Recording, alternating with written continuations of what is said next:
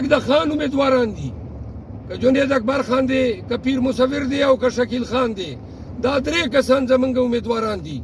دا نور چې خان نام استعمالوي او په دې وخت کې پارټۍ سره نه یو ځای کېږي او د خان تقلید نه کوي او د خان خبره غورځوي، نو دا خلک زمونږ نه دي. دا خان نام هم غلط استعمالوي او د دوی دا عمل چې کوم دی دا اوس پارټۍ سره غداري مترادف ده. مونږه د خان چې کومو کسانو ته ټیکټ وردي، درې وړو نامونه مې درته یاد کړل. په آزادو چې سلام هم نه واچوئ، دا آزاد چې کوم دی پارټۍ ته نقصان رسوي. تاسو به په کلکه دا واده را سره کوئ چې د خان ووټ دی نو هغه به د دې درې کسانو وي. تاسو لوز ده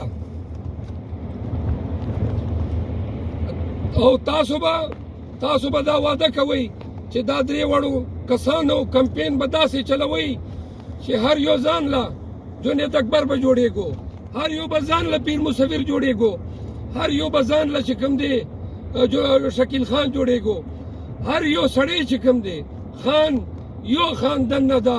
مونږ به ګرد هر سړی به ځان نه خان جوړوو، هر پاکستانی به ځان نه خان جوړوو. تاسو ټول عمران خان یې، تیار یو. تاسو ټول عمران خان یې،